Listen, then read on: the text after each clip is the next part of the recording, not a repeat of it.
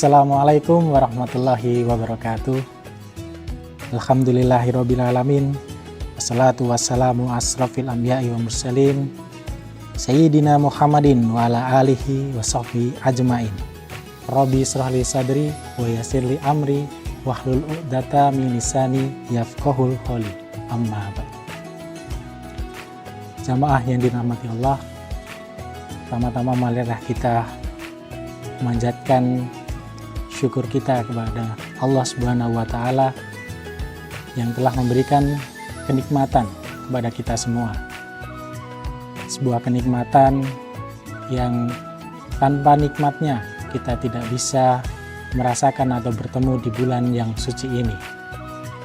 Banyak teman-teman kita, saudara-saudara kita yang qadarullah tidak beruntung atau tidak diberi kenikmatan untuk dapat hadir atau tidak dapat bertemu dengan bulan suci pada tahun ini.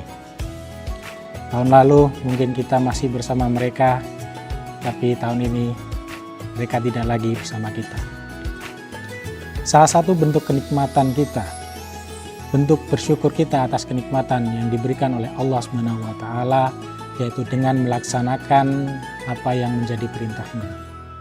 Salah satu perintah yang utama dari Allah Subhanahu wa Ta'ala kepada kita yaitu mendirikan sholat.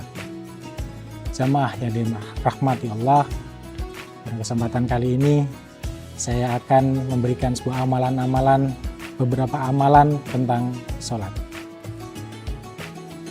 Yang kita ketahui bersama bahwasanya ketika kita meninggal dunia nanti ada hari akhir atau hari kiamat yang kita akan dibangkitkan kembali. Di sanalah semua amalan-amalan kita akan dihisap. Dan yang paling pertama dihisap yaitu adalah sholat. Sholat adalah amalan yang dihisap pertama kali saat hari penghakiman nanti. Ada sebuah hadis dari sahabat Rasulullah yaitu Anas radhiyallahu anhu. Ia mengatakan bahwa Nabi Muhammad SAW bersabda, yang pertama kali akan dihisap dari seseorang dari hari kiamat adalah sholat. Jika sholatnya baik, akan baik pula seluruh amalannya. Jika sholatnya rusak, akan rusak pula seluruh amal perbuatannya. Hadis ini diriwayatkan oleh Tabrani. Dari hadis ini kita bisa tahu bahwasanya sebanyak apapun amal kita, sebanyak apapun sedekah kita, tapi kalau sholat kita rusak atau kita bahkan tidak sholat, maka semuanya akan sia-sia. Karena sholatlah yang paling utama dihisap. Jika sholat kita baik, di sini semua amal kebaikan kita akan masuk. Tapi jika sholat kita rusak, amal yang kita perbuat di dunia itu akan sia-sia. Selain itu, sholat bisa menjadi penolong dikala kita sedang menghadapi sebuah kesulitan. Bahwasanya dalam kehidupan kita sering diuji dengan kesulitan-kesulitan.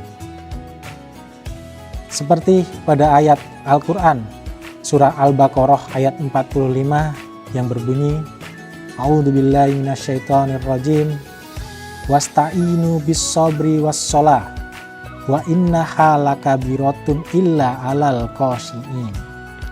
Yang artinya, dan mohonlah pertolongan kepada Allah Subhanahu wa Ta'ala dengan sabar dan sholat.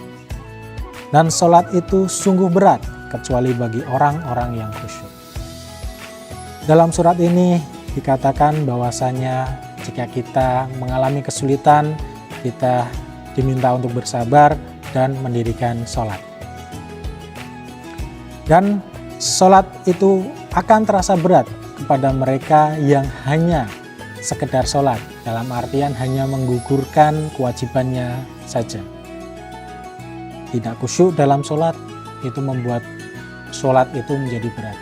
Jadi kita dituntut sholat itu untuk khusyuk. Dengan khusyuk, pasti kita akan menikmati setiap rakaat yang kita lakukan di dalam sholat tersebut. Dalam hadis riwayat Abu Daud, Hudzaifah radhiyallahu anhu, beliau mengatakan, Kana Nabiyyu sallallahu alaihi wasallam ida hazabahu amru sholah, yang artinya dahulu jika ada perkara yang menyusahkan Nabi SAW, beliau mendirikan sholat. Jamaah yang dirahmati Allah, kita ketahui bahwa seorang Nabi Muhammad juga seorang manusia. Dia juga mengalami sebuah kesulitan-kesulitan.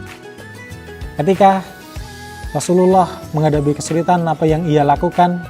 Yang ia lakukan adalah mendirikan sholat. Karena dengan mendirikan sholat, dia ketahui bahwasanya ia akan ditolong oleh Allah Subhanahu wa Ta'ala.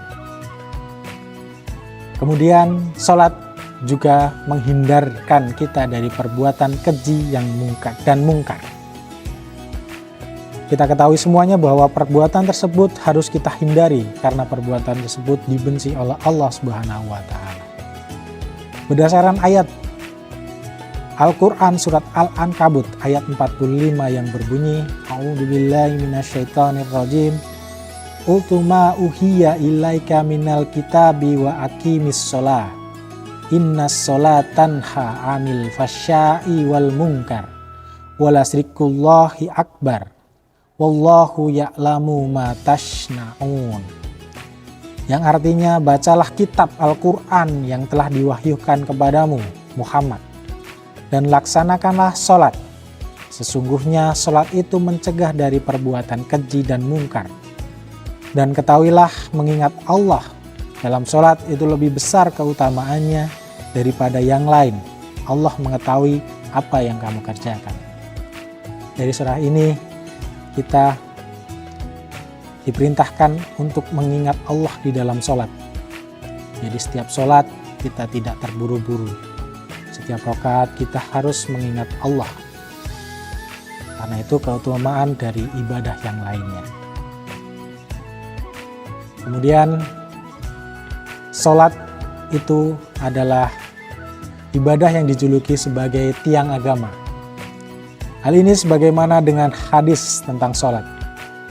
Nabi Muhammad SAW bersabda, sholat adalah tiang agama. Barang siapa mendirikannya, maka sungguh ia telah menegakkan agama Islam.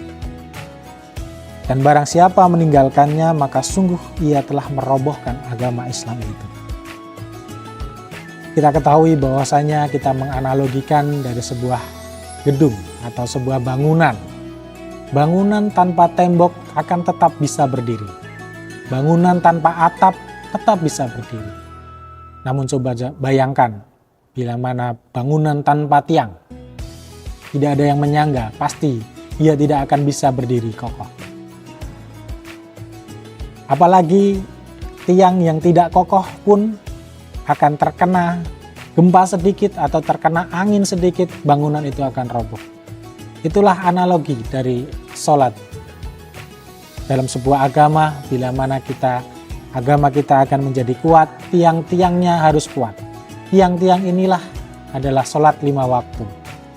Jadi tiang yang kuat, otomatis agama kita kuat, sehingga kita tidak mudah dirobohkan agama kita. Oleh karena itu, umat muslim wajib mendirikan sholat guna memperkokoh tiang agama. Jamaah yang dirahmati Allah, demikian yang dapat saya sampaikan. Semoga dapat menjadi pembelajaran bagi kita semua. Subhanakallahumma wa bihamdika asyhadu an la ilaha illa anta astaghfiruka wa atubu ilaik.